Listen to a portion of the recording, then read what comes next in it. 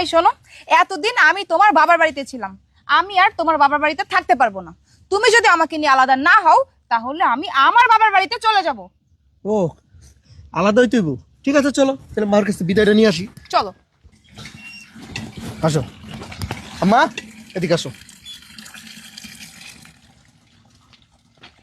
শোনো মা, এই বেকার ছেলেরা অনেক তুমি পালছো, অনেক টাকা পয়সা খরচ করছো, ঠিক আছে, বিয়া শাদী করা হয়েছে, চাকরি বাকরি করছি, সব কিছু হয়েছে। এখন থেকে আমি আর তোমার সাথে থাকবো না, ঠিক আছে? আমি আমার শ্বশুর বাড়ি থাকবো, আলাদা থাকবো। এতদিন পালছো, এবার শ্বশুর বাড়ি যা শ্বশুর বাড়ি কিছু টাকা পয়সা খাইয়ে আসি। এটা কি কথা? আর মা তুমি বুঝো না এটা কি কথা? আমার বউ চাইতেছে আমি আলাদা থাকি, ভিনো খাই। তা আমি আলাদা যদি থাকি, আমার বাড়ি থেকে আমি আলাদা থাকবো, তাহলে কি আলাদা হইলো?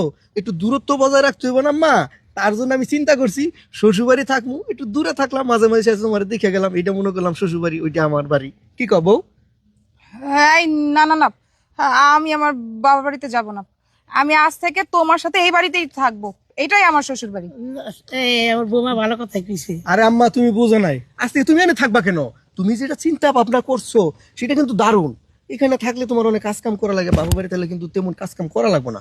তো সেই ক্ষেত্রে আমিও ডাক্তি বুসকা নিয়ে ওই চলে গেলাম, তুমি ওই বাড়িতে থাকলা, যা বেতন পাইলাম তা ব্যাংকে রাইখা দিলাম।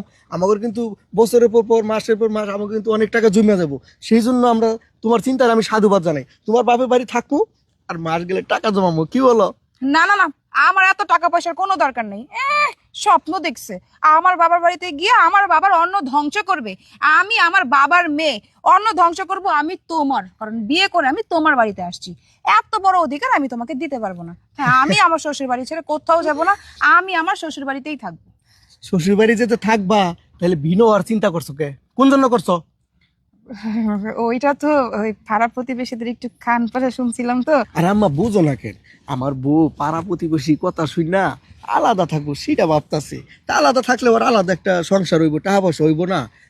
তোমার আমার একটু দূরত্ব বাড়বো, ও একটু সুখে শান্তিতে থাকবো, আর কইতে পারবো আমার সংসার আমার সব, এইটা মনে করে থাকতে পারবো। এই জন্য তোমার আর আমার আলাদা করতেছে, তুমি বুঝো না? এখন আর ধরে রাখছো। না না না না, আমার বউ খুব ভালো। আমার নাতিপুতি হইব, ছেলে সন্তান তক হইব। আমি কি নিয়ে থাকুম তোরা গেলে গা? কি নিয়ে থাকবা? তোমার বউ আমার তোমার আলাদা করতে তুমি বুঝো না? ওরে এখনই বাবার বাড়ি পাঠাই দাও। না, আমার বৌমা খুব ভালো, আমি আমার কাছে খুব ভালো। বাপের বাড়ি যাওয়া লাগবো না বাবা, যাইবার হয়ে গেছে গা। আজ থেকে এই সংসার তোমার, এই সংসারে তোমাকেও সংসার তোমাদেরই থাকবো। আমার এই সন্তানের মতন একটু রাখবো। মা, আমার ভুল হয়ে গেছে মা, আপনি আমাকে ক্ষমা করে দিবেন। আসলে আমি না সবসময় ভাবতাম কি শ্বশুর বাড়ির লোকজনরা সবসময় পরই থাকে, তারা কোনোদিনও আপন হয় না। আর শাশুড়ি তো সবসময় শাশুড়িই থাকে। এখন তো দেখি না, শাশুড়িও মায়ের থেকে কোনো অংশে কম না। আপনি আপনার এত সুন্দর সাজানো সংসারটা আমি আলাদা হতে চেয়েছি বিধায় আমার হাতে তুলে দিচ্ছেন। আর আপনি বিন্দু পরিমাণে পিছপা হননি, বরং আপনি নিজে আমার সন্তান হয়ে আমার সাথে এখানেই থাকতে চেয়েছেন। এতে আমি অনেক খুশি হয়েছি মা। আজ থেকে আমি আপনাদের সাথেই থাকবো, আর এটা আমারই সংসার।